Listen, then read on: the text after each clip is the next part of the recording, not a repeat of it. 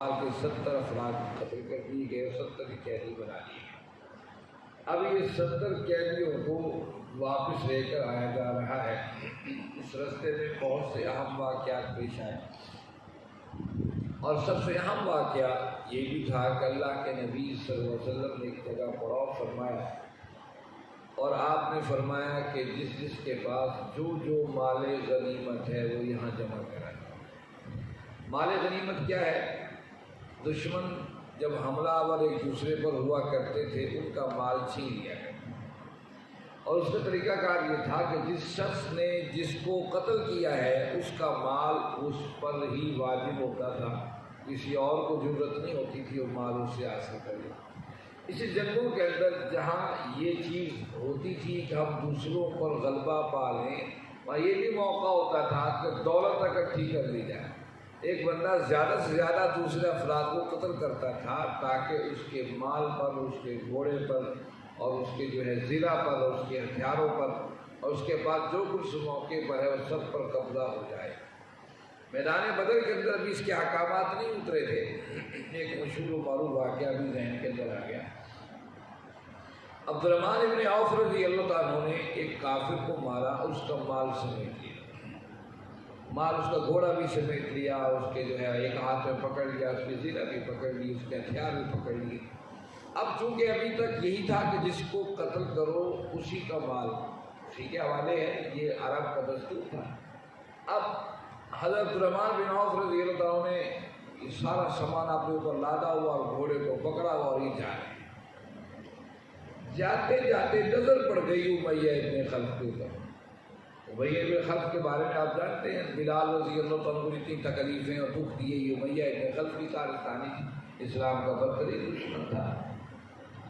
یہ بوڑھا تھا اور میدان جنگ سے فرار نہیں ہو سکتا، اپنے بیٹوں کے ساتھ کھڑا تھا۔ اس نے کہا دوست عبدالرحمن، یہ جو ہتھیار تم اٹھائے ہوئے ہو، گھوڑا لیے جا رہے ہو مال غنیمت پہ چھین کر، اس سے بہتر تمہیں نہ بتاؤں، اگر تم مجھے پکڑ کر حضور کے پاس لے جاؤ، اس سے کہیں زیادہ تمہیں انعام بھی ملے گا۔ میں ساری زندگی مخالفت کرتا رہا ہوں۔ اب یہ بات عبدالرحمن بن عوف رضی اللہ عنہ سمجھ آ گئی کہ اچھا آپ نے گھوڑا چھوڑ دیا، ہتھیار چھوڑ دیے، ہتھی جا کے امیہ بن خلف کو پکڑ لیا، اور امیہ بن خلف باتیں کرتا ہوا جا رہا ہے کہ کوئی میرے ساتھ کو رعایت نہیں کروانا، میں نے اپنے آپ کو سرنڈر کر دیا، ہتھیار پھینک دیے ہیں، سنا ہے کہ صاحب جو ہیں یعنی کہ محمد کریم صلی اللہ علیہ وسلم رحمتی ہیں، یہ میرا بیٹا ہے، یہ میرے ساتھ ہے، ہم آج ہو گئے، سارے کافر سردار آئے تھے، ہم بھی یہ باتیں کرتے جا رہے ہیں۔ عبدالرحمن بن عوف رضی اللہ عنہ سوچتے جا رہے ہیں کہ چلو امیہ بن خلف ہو سکتا ہے ایمان دے، یار حوصلہ پال کر سارا دن جا کے میں اس کی سفارش کر سکوں، یا کیا معاملہ ہو۔ ابھی سوچتے آ رہے تھے، میدان بدر کے اندر بھی کچھ پکڑے جا رہے تھے، کچھ قیدی قابو ہو رہے تھے، یہ سارا منظر بھی میدان بدر میں سارا بکھرا ہوا تھا، کچھ مال غنیمت اکٹھا کر رہے تھے۔ حضرت بلال رضی اللہ عنہ کی نظر پڑ گئی امیہ بن خلف پر۔ حضرت بلال رضی اللہ عنہ، او اللہ کا دشمن امیہ بن خلف، یہ تو بدترین دشمن تھا اسلام کا، اور پورے اس نے جو ہے وہ بہت مارا۔ انصار سے کہا انصاریوں، انصاری میرے بھائی آؤ اس کو پکڑے۔ وہ انصار صحابہ کو تو پہلے پتا تھا امیہ بن خلف جو ہے بلال پر ظلم کرتا ہے، اور بڑا اس نے عظیم ظلم کر کے دکھایا ہے۔ آپ کے جسم کے اوپر سارے وہ نشانات اس کے ظلم کے موجود تھے، جب بلال احد احد اللہ کو پکارا کرتے تھے اور امیہ کو مارا کرتا تھا۔ ایک جذبہ تھا کہ مسلمان کا ساتھ دینے کی، محبتیں تھیں، اور انہوں نے دیکھا اچھا یہ امیہ بن خلف ہے۔ اب سارے انصار دوڑے، عبدالرحمن بن عوف پکارتے رہے بھائی یہ میرا قیدی ہے، میرا قیدی چھوڑ دو، لیکن انہوں تو بلال یاد تھا، بلال کی کیفیت یاد تھی، اور بلال غصے میں تھے۔ عبدالرحمن بن عوف رضی اللہ تعالیٰ نے اپنے آپ کو امیہ بن خلف کے اوپر گرا دیا کہ یہ بچ جائے، میں جو کہ لے کے جا رہا ہوں بارگاہ رسالت۔ لیکن صحابہ اتنے غصے میں تھے، انہوں نے عبدالرحمن بن عوف رضی اللہ عنہ کو دیکھا اور نیچے سے ان کے نیچے سے جا کر اسے تلوار ماری۔ امیہ بن خلف زخمی ہو گیا شدید، اس کا بیٹا بھی، اور یہ امیہ بن خلف مارا گیا موقع پہ۔ عبدالرحمن بن عوف کو دیکھا بھائیو مال غنیمت بھی میرے ہاتھ سے گیا اور قیدی بھی میرے ہاتھ سے، ککھ نہیں بچا میرے پاس، سب کچھ تم لوگوں نے کر لیا۔ اس کو مال غنیمت کو چھوڑ کر میں نے اس قیدی کو پکڑا تھا، اور قیدی کو لے کر جا تو میں اس کو بھی شہید، اس کو بھی مار ڈالا اور میرا مال غنیمت بھی گیا۔ یہ تاریخ کا بڑا اہم واقعہ ہے۔ عبدالرحمن بن عوف رضی اللہ عنہ دونوں پر افسوس کیا کہ وہ مال غنیمت بھی ہاتھ سے گیا اور قیدی بھی ہاتھ سے۔ میں یہ مثال کے طور پر اس لیے عرض کر رہا ہوں، اس وقت تک یہ قانون تھا کہ جس کے ہاتھ جو مال آئے گا اسی کے حوالے ہو۔ اللہ کے نبی صلی اللہ علیہ وسلم یہ باتیں ساری سن رہے تھے، لیکن آپ نے کوئی فیصلہ نہیں کیا۔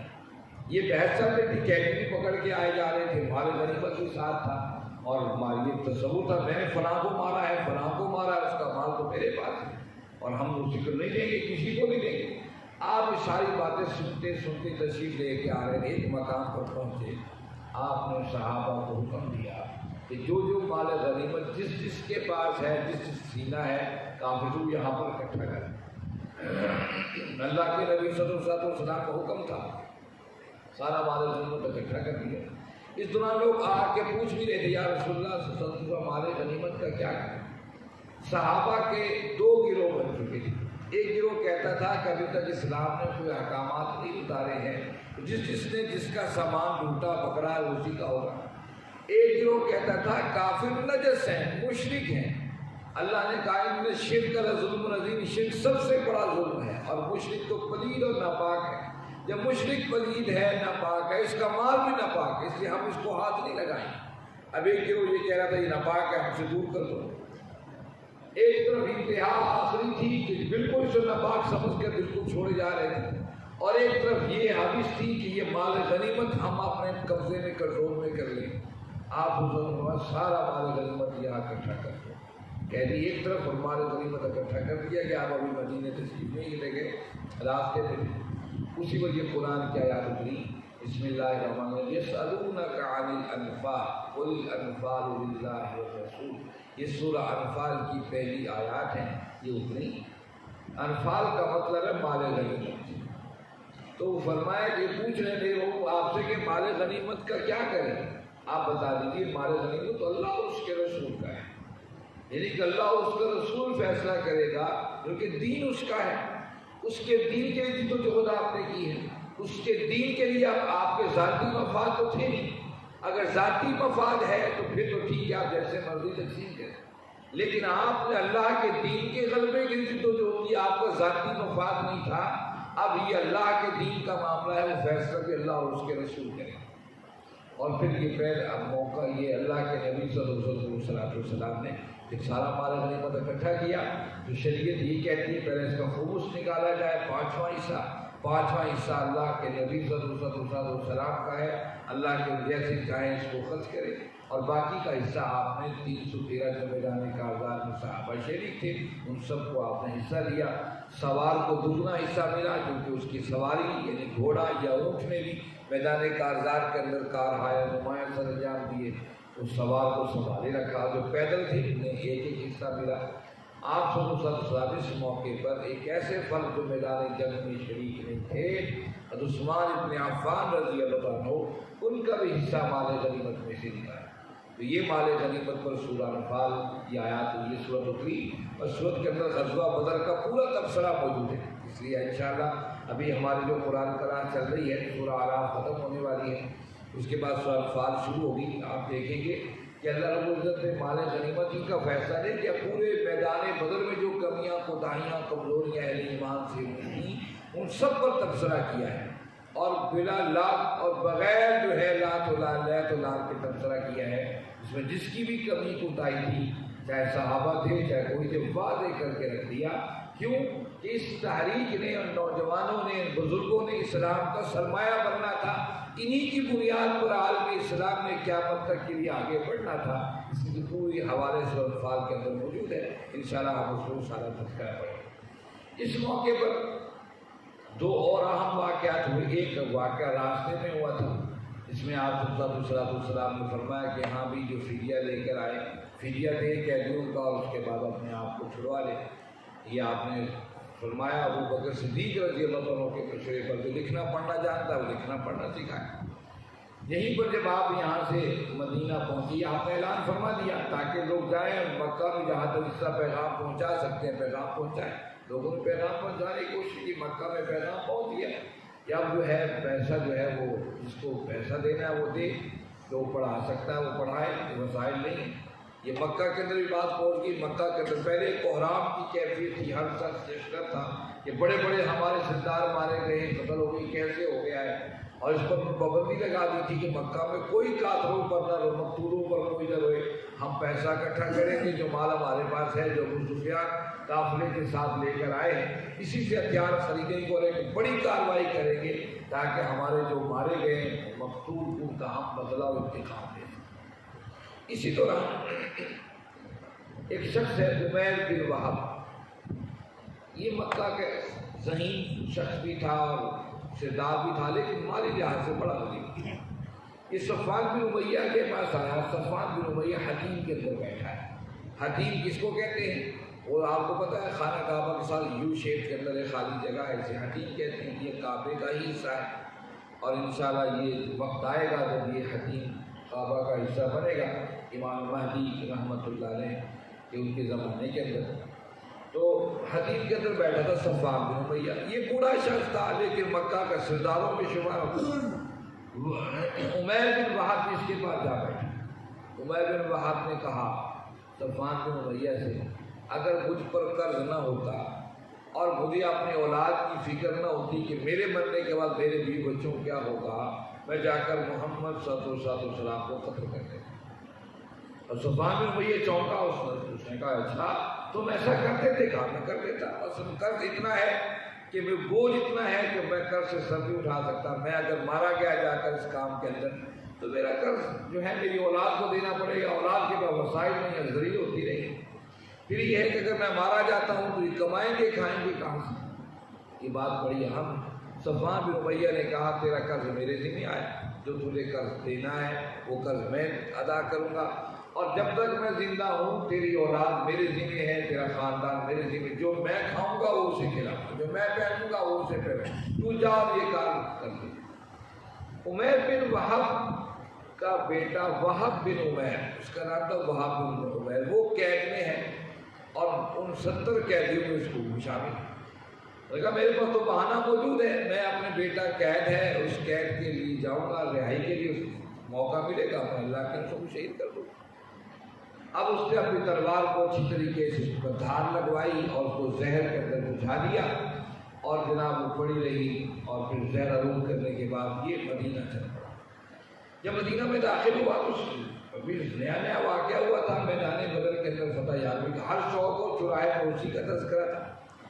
ایک چوک پر بیٹھے عمر فاروق رضی اللہ تعالیٰ عنہ بھی اس کا تذکرہ کر رہے تھے، کس طرح اللہ کی مدد نازل ہوئی ہے، کس طریقے سے اللہ کی رحمت نازل ہوئی۔ ابھی تذکرہ ہو رہا تھا، ایک صاحب بتا رہے تھے کہ عمر فاروق عمر ایک عجیب واقعہ ہو گیا، میں نے ایک کافر کے پیچھے بھاگا اور میں اسے بھی گردن اتارنا ہی چاہتا تھا کہ بے اترنے سے پہلے شٹ کی آواز آئی، گردن اتر کر پہلے گری پڑی۔ اللہ کے نبی عمر فاروق نے فرمایا یہی بات ہم نے اللہ کے نبی صلی اللہ علیہ وسلم سے پوچھی تھی میدان بدر کے اندر، آپ نے فرمایا تھا فرشتوں کی مدد آ گئی۔ یہ بھی تذکرے ہو رہے تھے۔ عمر بن وہب بھی آپ نے، عمر چونکہ مکہ میں پڑے پڑے تھے، یہ جانتے تھے ہر ایک کی نیچر ڈھونڈنے کا، یہ عمر بن وہب ہے کا یہ بڑا دشمن ہے، یہ غلط نیت سے آیا ہوگا، یہ کوئی نہ کوئی سازش کے تحت پکڑو اسے، اور خود جا کر اس کا جہاں اس کی تلوار تھی اور گریبان تلوار اور گریبان کو کٹھا پکڑ کر بال میں رسالہ کی طرف لے چلے عمر فاروق کو ساتھ ہی فرمایا صحابہ سے فوراً اللہ کے نبی صلی اللہ علیہ وسلم آس پاس بیٹھ جاؤ، اس نے کوئی حرکت کی تو تم نے حرکت نہیں کرنے دی۔ صحابہ بیٹھ گئے اور ایک سے کہا کہ جاؤ بھاگ کر بتاؤ عمر بن وہب اللہ کا دشمن آیا۔ اللہ کے نبی صلی اللہ علیہ وسلم کو پتہ لگا آزما عمر اس کو آنے دو، اسے آنے دو میرے پاس، چھوڑ دو اسے۔ آپ نے فرمایا جب چھوڑ دیا، کہا کیسے آئے؟ کہا جو میرا بیٹا قید میں ہے وہاں بن عمیر میں اس کے لیے آیا۔ آپ نے فرمایا نہیں۔ کہا محمد میں تو اسے رہا کروانے کے لیے، فرمایا نہیں۔ فرمایا تم حدیب کے اندر بیٹھے تھے صفوان بن امیہ کے ساتھ اور تم نے صفوان بن امیہ سے یہ بات کہی کہ میرے قرض کی ادائیگی کا معاملہ بھی ہے اور میری اولاد کا معاملہ بھی ہے، کوئی اس کا ذمہ داری اٹھا لے تو میں جا کر محمد کریم صلی اللہ علیہ وسلم کو شہید کر دوں گا، قتل کر دوں۔ کیا یہ ایسا ہوا تھا؟ وہ حیران پریشان، کہا کعبے کے رب کی قسم اس کعبے حدیب کے اندر یا میں تھا یا صفوان بن امیہ تھا، تیسرا کوئی شخص نہیں تھا۔ آپ کو یقین ضرور آپ کے رب نے آپ کو خبر دی اشہد ان لا الہ الا اللہ وحدہ لا شریک لہ واشہد انک محمدا عبدہ ورسولہ، میں گواہی دیتا ہوں اللہ کے سوا کوئی الہ نہیں ہے اور محمد کریم صلی اللہ علیہ وسلم آپ کی ذات گرامی اللہ کے سچے رسول ہے، ایمان لاتا۔ اب عمر اس کو چھوڑ دو، اس کے بیٹے وہاب بن عمیر کو بھی چھوڑ دو، کیونکہ یہ اسلام قبول کر چکے ہیں، اب یہ آزاد ہیں، یہاں رہنا چاہے یا مکہ رہنا چاہیں۔ کچھ دن آپ نے فرمایا انہیں دین سکھاؤ، کچھ دن عمیر بن وہاب رضی اللہ تعالیٰ وہ مدینہ میں رہ کر دین کو سیکھتے رہے، پھر اپنے بیٹے کو لے کر مکہ کو چلے۔ ادھر ابو سفیان جو وہ صفوان بن امیہ تھا، وہ مکہ والوں کو کہہ رہا تھا کہ خبر آنے والی ہے، خبر آئے گی تمہیں پتہ چلے گا کہ میں نے کتنا بڑا مال کا سر کر لیا ہے۔ ان کا بابا جی تو یہاں بیٹھا ہو کون سا کارنامہ سر جا، کہا وہ خبر آئے گی، اب جو بھی مدینہ سے آتا اسے مجھے سناؤ کہ خبر عمیر بن وہاب کی۔ آخر ایک نے بتایا کہ عمیر بن وہاب نے اسلام قبول کر لیا۔ اس نے کہا بیڑا غرق ہو، اس کا اسلام قبول کر لیا اس نے، میں تو اس خبر کے انتظار میں تھا۔ اور پھر عمیر بن وہاب رضی اللہ عنہ کچھ دنوں کے بعد اپنے بیٹے وہاب بن عمیر کو لے کر مکہ میں آئے، اور پھر مکہ کے اندر یہ پہلے جیسا مکہ سے مدینے تشریف لے کر آنے سے پہلے میں نے آپ کو بتایا تھا، مصعب بن عمیر رضی اللہ عنہ اسلام کے لوگوں کے قبول کرنے کا سبب بنے اور اسلام کے پہلے سفیر کہلائے۔ اسی طریقے سے جس مدینہ میں آ جانے کے بعد مکہ کے اندر جو پہلے سفیر تھے اسلام کے، وہ یہی عمیر بن وہاب رضی اللہ عنہ کو اعزاز حاصل ہوا۔ یہ مکہ میں رہ کر لوگوں کو دعوت دیتے تھے اور ان کی وجہ سے بہت سے اہل مکہ نے اسلام قبول کیا۔ ایک واقعہ تو یہ ہوا، دوسرا واقعہ بڑا اہم ہے۔ آپ نے فرمایا اللہ کے نبی صلی اللہ علیہ وسلم قیدیوں سے کہ دو، ان قیدیوں میں ایک عجیب قیدی بھی تھا، کیا زبردست ہے، آقا کریم کی سیرت لوگوں کمال کمال، پڑھو پڑھو اللہ کے نبی صلی اللہ علیہ وسلم کی سیرت سے آشنا ہو۔ اچھا آپ نے اس پورے عرصے میں اس قیدی کا ذکر ہی نہیں کیا۔ ایک تو چچا تھے حضرت عباس، جن کا تذکرہ تو میں نے آپ کے سامنے عرض کر لیا کہ ان کی بندشیں سخت تھیں، آپ نے فرمایا مجھے عباس کی تقریر سونے نہیں دیتی، لیکن آپ نے اس کا اظہار جب کیا جب عمر فاروق رضی اللہ عنہ نے پوچھا، پھر سب کی بندشیں سب کے ہاتھوں کو ڈھیلا کروانے کا آپ نے فرمایا۔ ایک اور قیدی تھا، اس کا ذکر آپ نے سارے راستے نہیں کیا، لیکن جب فدیہ کا اعلان ہوا تو اس نے بھی کہا کہ یہ بھی فدیہ دے گا۔ یہ تھے اللہ کے نبی صلی اللہ علیہ وسلم کے داماد حضرت ابو العاص رضی اللہ عنہ۔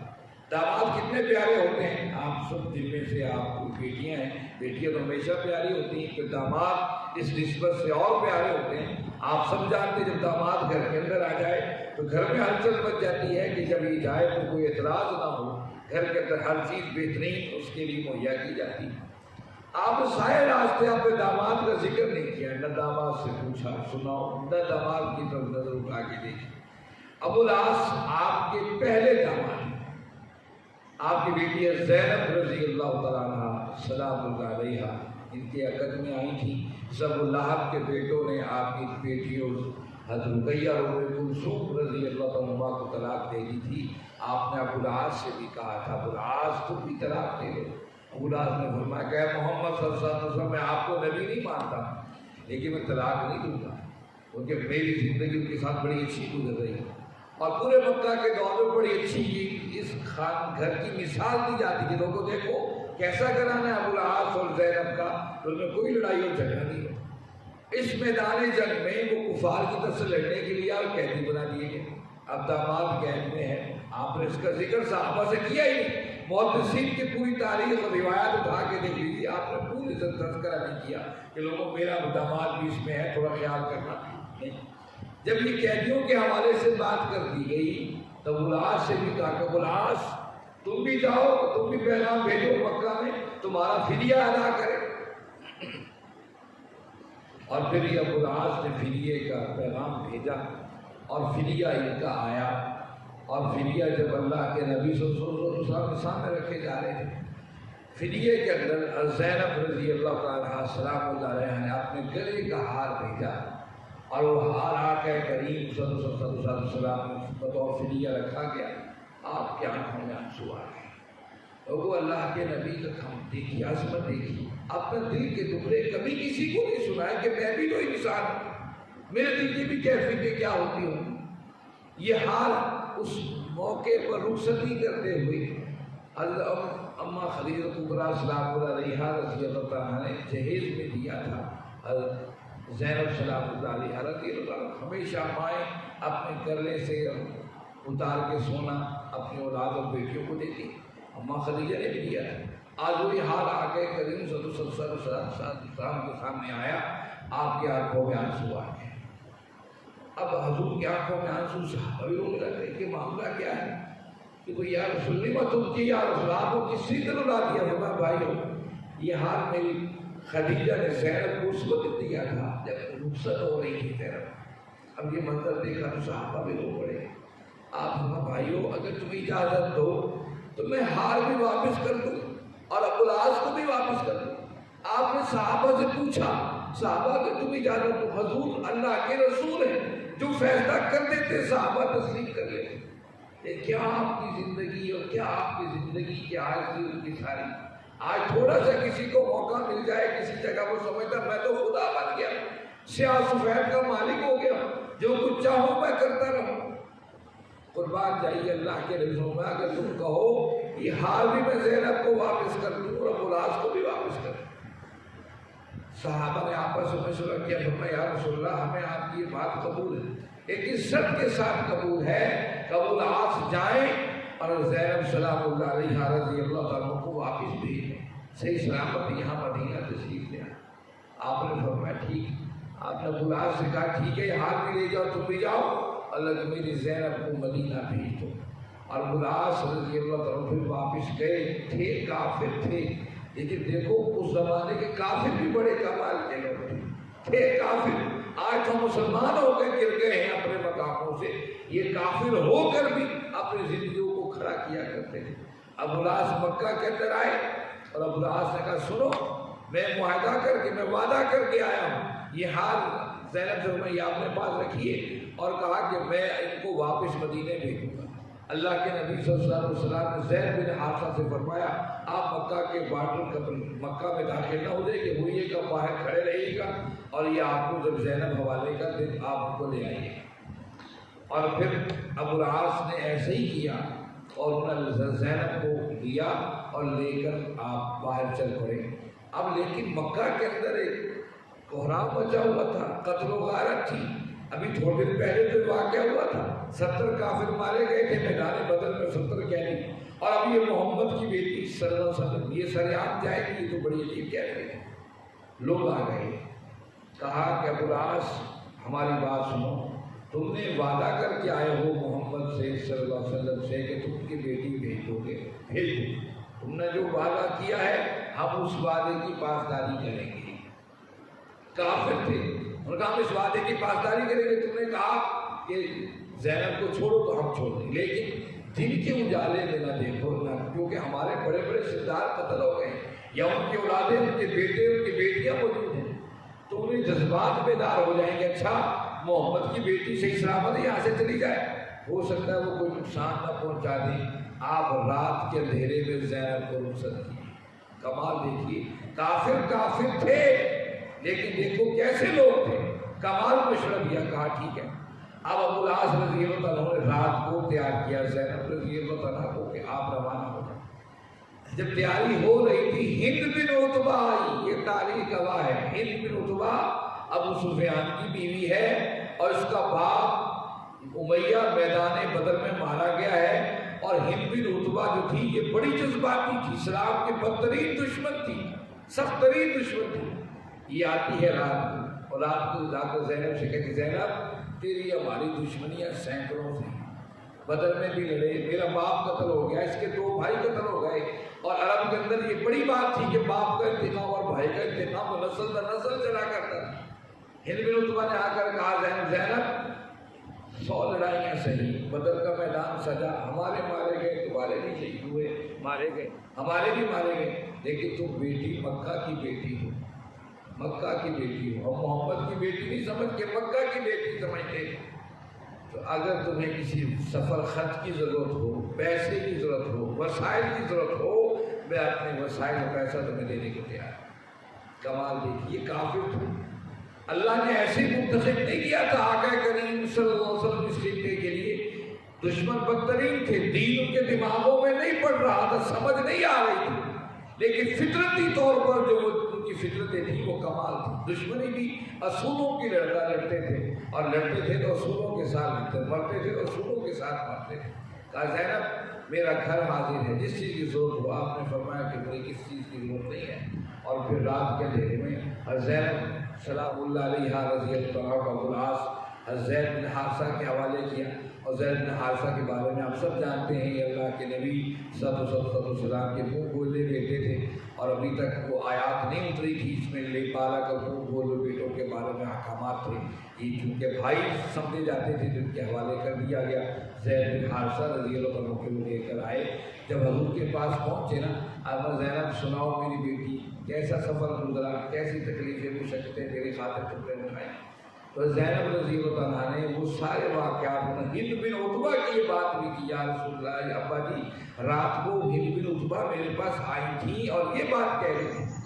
اللہ کے نبی ہاتھ اٹھائے، اللہ اسے ہدایت دے، اللہ اسے ہدایت دے۔ میں اکثر سوچتا ہوں اس گھرانے کو، ابو سفیان اور ان کی بیوی ہند بن عتبہ کو ہدایت کیسے ملی؟